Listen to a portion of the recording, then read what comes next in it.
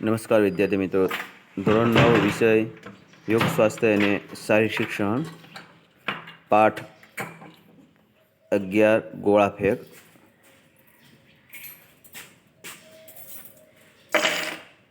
ગોળા ફેંક વિશે આજે વિદ્યાર્થી મિત્રો આપણે સમજીશું.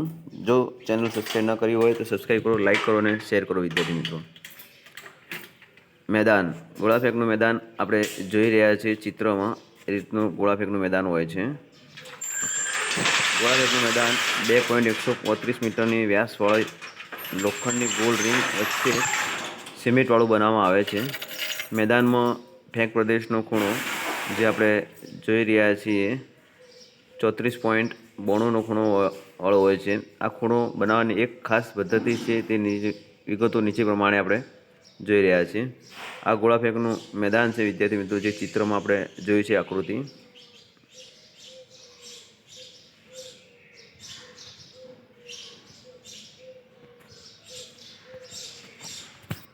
જે આ ગોળાઈ છે, આ ગોળાઈ આપણે જોઈ રહ્યા છીએ સંપૂર્ણ એ 2.135 મીટરની વ્યાસવાળું ગ્રાઉન્ડ છે.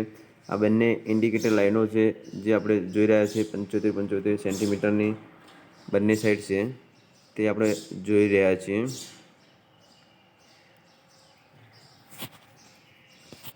સૌ પ્રથમ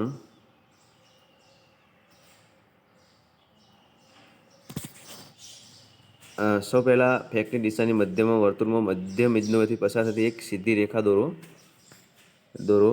રેખા વર્તુળને વ્યાસ રેખા એટલે કે 90 અંશનો ખૂણો બનાવશે, જે આપણે 90 અંશનો ખૂણો દઈએ. આ તૂટક રેખાની બંને બાજુની ફેંકની દિશામાં વર્તુળમાં મધ્ય બિંદુએ 20 મીટરના અંતે સુધી 2 સુધી રેખાઓ દોરો. 20 મીટર સુધી દોરેલી આ બંને રેખાઓને અંત બિંદુએ વચ્ચેનું સીધું અંતર 12 મીટર થાય તો વર્તુળના મધ્ય બિંદુથી 94.92નો ખૂણો બનશે. હવે આ ખૂણાને ખરાઈની ચકાસણી માટે વર્તુળના મધ્ય બિંદુથી 1 મીટરની ત્રિજ્યા લઈને ચાપ મારતા તે ચાપનો ફેંક પ્રદેશની બંને રેખાઓને સ્પર્શતા બિંદુ વચ્ચેનું અંતર 60 સેમી આવવું જોઈએ. જો 2 મીટરની ત્રિજ્યા લઈ ચાપ મારવામાં આવશે તો આ સીધું અંતર 1.20 મીટર આવશે અને આખરે 20 મીટરની ત્રિજ્યા લઈ ચાપ મારતા સીધું અંતર 12 મીટરે આવવું જોઈએ. આ ખૂણો 34.92નો બનાવવા માટેની બીજી એક પદ્ધતિ છે કે આ પદ્ધતિ મુજબ વર્તુળના મધ્ય બિંદુથી ફેંક પ્રદેશ તરફ એક 20 મીટર લોબો રેખા દોરવાની રહેશે અને ત્યારબાદ અંત બિંદુથી 12 મીટરની ત્રિજ્યા લઈ એક ચાપ મારવો અને પછી મધ્ય વર્તુળથી 20 મીટરની ચાપ મારી અને મારવાથી છેદ જે થાય ત્યાં આપણે એક સીધી પટ્ટી દોરી દેવાથી ત્યાં પણ આપણે આ બિંદુથી પણ 34.92નો ખૂણો બનતો હોય છે. તો આપણે વાત કરીએ હવે સાધનોની. વિદ્યાર્થી મિત્રો, સાધનો એટલે ગોળા ફેંકમાં સાધનો મેદાનમાં બનાવતી વખતે લોખંડની ગોળ રિંગ જોઈએ કે જે 2.135 મીટરની વ્યાસવાળી હોવી જોઈએ. રિંગની જાડાઈ 6 મિલીમીટર હોવી જોઈએ તથા તેની ઊંચાઈ 7.6 સેમી હોવી જોઈએ. રિંગ સફેદ કલરની રંગેલી હોવી જોઈએ. રિંગની અંદરનો ભાગ સિમેન્ટ કે કોન્ક્રીટવાળો હોવો જોઈએ કે રિંગની બહારની જમીન સપાટીના લેવલ સુધી જમીનમાં દાટવાની રહેશે, પરંતુ રિંગની સિમેન્ટ કોન્ક્રીટવાળા અંદરની સપાટી જમીનને સપાટી કરતાં 1.4 સેન્ટીમીટરથી 2.6 સેન્ટીમીટર જેટલી નીચી રાખવાની રહેશે. આ રિંગની બાજુમાં એક લાકડાનું અટક પાટિયું મૂકવામાં આવતું હોય છે, રિંગની બહાર બેસાડવાનું રહેશે અને જેને આ પાટિયું રિંગ તરફ ચાપ સ્વરૂપે રહેશે, જે આપણે જે તે આકૃતિમાં જોયું હતું ચિત્રમાં કે જે આ રિંગની બહાર કેવું પાટિયું હોય છે, ગોળાઈમાં હોય છે, તે આકૃતિમાં આપણે દર્શાવી દઈએ. એની લંબાઈ 1.20 મીટર હોય છે અને પહોળાઈ 11.2 સેન્ટીમીટરની અને ઊંચાઈ 10.0 સેન્ટીમીટરની હોવી જોઈએ. ગોળા ફેંકની શૈલીની વાત કરીએ એટલે કે જે કૌશલ્ય આપણે વાતો કરતા હોય છે, તો સૌપ્રથમ ગોળામાં પકડ આવશે, ત્યારબાદ ઉઘણી ફેંક પહેલાંની ક્રિયા અને ફેંક પહેલાંની ક્રિયામાં ટી રેશિયો આવશે, ટી સ્થિર અને ક્રાઉસ, ત્યારબાદ સરક અને 4 નંબરમાં ફેંક અને છૂટ, 5માં પગ બદલ અને સમતોલન એમાં કાઉન્સમાં. પકડની વાત કરીએ તો વિદ્યાર્થી મિત્રો ગોળો કઈ રીતે ગોળોનું મુખ્ય કૌશલ્ય એનો પાયાનું ખૂબ મહત્ત્વનું હોય તો એ પકડ હોય છે કે જે આંગળીઓને એના હાથ ઉપર કઈ રીતે પકડવો એ ખૂબ મહત્ત્વનો છે. કોઈ પણ ખેલાડી પોતાના મજબૂત હાથથી ગોળો પકડવાનો હોય છે અને એક ગોળાને લંબાઈ હથેળી પહોળાઈ પર રહેલો હોય છે પકડ, અને 3 ઓગળીઓ ગોળાને પાછળ ટેકો આપે છે, જ્યારે અંગૂઠો ટચલી આંગળી ગોળાને બાજુથી ટેકો આપે છે. એના પ્રકાર જોઈએ તો 3 પ્રકાર છે ગોળા ફેંકના પકડના. તો પહેલો પ્રકાર એવો છે કે બીજી અને ત્રીજી આંગળી ગોળાને ફરતી રહે છે, જ્યારે ટચલી આંગળી સહેજ વળેલી અંગૂઠો સામેથી બાજુએથી ટેકો આપવામાં મદદ કરે છે, જે આપણે પહેલા ચિત્રમાં દેખી રહ્યા છીએ તે મુજબ. બીજું ચિત્ર મુજબ બીજો પ્રકાર છે વિદ્યાર્થી મિત્રો, મજબૂત હાથને ચારે ચાર ઓગળીઓ ખુલ્લી રાખવામાં આવે છે અને અંગૂઠા સામેની બાજુથી ટેકો આપવામાં આવે છે, જે આપણે બીજા નંબરના ચિત્રમાં જોઈ રહ્યા છીએ. હવે ત્રીજા નંબરના ચિત્રની વાત કરીએ તો આ પ્રકારમાં મજબૂત હાથની ચારેય આંગળીઓ પ્રસાર વધારે હોય છે. ગોળો આંગળીઓના પાયા ઉપર રાખવામાં આવે છે. જે ફેંકનારની આંગળીઓ પ્રમાણમાં નાની હોય તેમના માટે આ પ્રમાણ પકડ વધારે ઉપયોગી લાભદાયક હોય છે. આ ત્રણેય પ્રકારની ફેંકનાર પકડ લીધા પછી ગોળાને આંસળી અથવા હાડકા પર ગળાની લગોલગ રાખવામાં આવતો હોય છે. હવે ત્યારબાદ આપણે એનું બીજું કૌશલ્ય દેખશું, ઉભણી.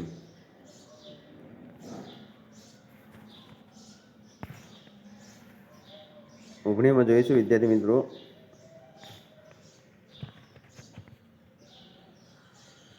ઉભણીમાં મજબૂત હાથથી ગોળાને પકડ લીધા પછી જે તે ખેલાડી વર્તુળની અંદર આવી અને ઊભો રહે છે. જો ફેંકનાર જમણા હાથે ફેંકતો હોય તો પોતાનો જમણો પગનો પંજો ફેંકની દિશાની વિરુદ્ધ લગભગ 180ના ખૂણે પાછળના વર્તુળની રેખા પર નજીક મૂકશે. ત્યારબાદ ઘૂંટણમાંથી સહેજ વાળેલો રાખશે. ડાબા પગને પાછળની તરફ ઘૂંટણમાંથી વાળેલો અને જમણા પગને લગભગ 20થી 25 સેન્ટીમીટર જેટલો દૂર રાખશે. આમ ખાસ કરતાં ડાબા પગની એડી અને તે પગના ઘૂંટણની ઊંચી રહેશે અને પગનું પીઠ ફેંકની દિશા તરફ રહેશે. ફેંકનાર પોતાના મજબૂત જમણા હાથથી ગોળાને પકડશે. પછી ગોળાને જમણી આંસળીના ખાડાથી સહેજ ઉપર ગરદનની નજીક રાખશે અને ડાબો હાથ કોણીમાંથી સહેજ વળેલો રાખશે. હવે વિદ્યાર્થી મિત્રો ફેંકવાની ક્રિયાઓ વિશે આપણે વાત કરશું.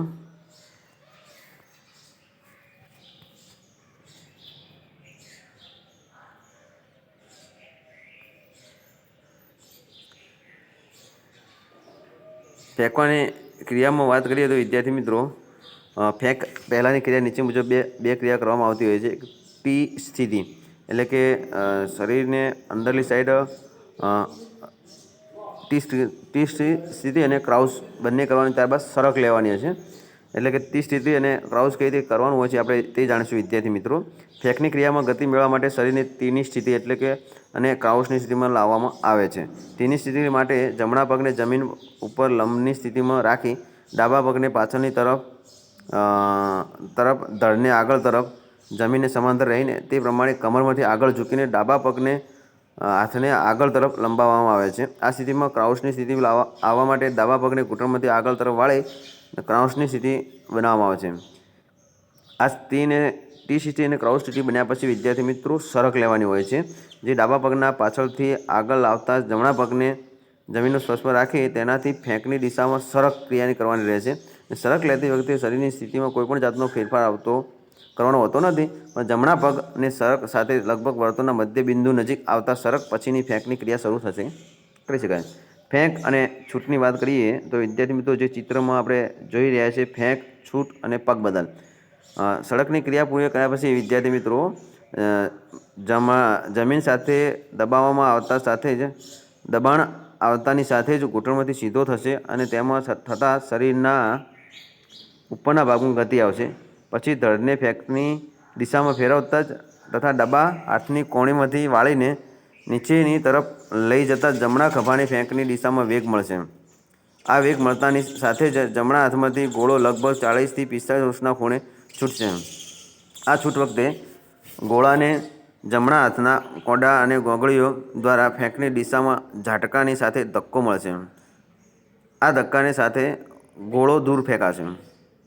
હવે આપણે આ પ્રવૃત્તિમાં ગોળા ફેંકને ગોળો છૂટવાની ક્રિયા બતાવવામાં આવી છે.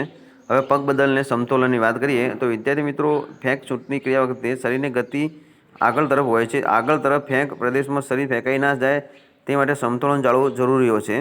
સમતોલન જાળવવા માટે પગ બદલ કરવામાં આવતો હોય છે. આ પગ બદલ જમણા પગને અટક પાટિયાથી નજીક પરંતુ વર્તુળની અંદર મૂકી ડાબા પગની પાછળ તરફ ઝોલો આપી લગભગ કમરની ઊંચાઈ સુધી લઈ જવાનો હોય છે અને આ વખતે જમણો પગ સહેજ ઘૂંટણમાંથી વળેલો રહે છે, જે આપણે આકૃતિમાં જોઈ રહ્યા છીએ વિદ્યાર્થી મિત્રો. હવે ડિસ્કો પુટ પદ્ધતિની વાત કરીએ વિદ્યાર્થી મિત્રો, જે આપણે ચિત્રમાં જોઈ રહ્યા છીએ. ડિસ્કો પુટ પદ્ધતિ પદ્ધતિમાં ચક્ર ફેંક અને ગોળા ફેંકની ક્રિયામાં સમન્વય કરવામાં આવેલ હોય તેને ડિસ્કો પુટ પદ્ધતિ કહેવામાં આવે છે. એટલે કે ટીની સ્થિતિ અને સડકની જગ્યાએ ફિરકી લેવામાં આવે છે, જે આપણે નીચેના ચિત્રમાં જોઈ રહ્યા છીએ કે ફિરકી લઈને ગોળો ફેંકવાનો હોય છે. જે ફિરકીની ક્રિયા વધારે ગતિ સાથે ગોળા ફેંક પ્રમાણે ક્રિયા કરતી હોય તો પદ્ધતિ ડિસ્કો પુટ કહેવામાં આવે છે, જે આપણે ચિત્રમાં જોઈ રહ્યા છીએ વિદ્યાર્થી મિત્રો. ડિસ્કો પુટ પદ્ધતિ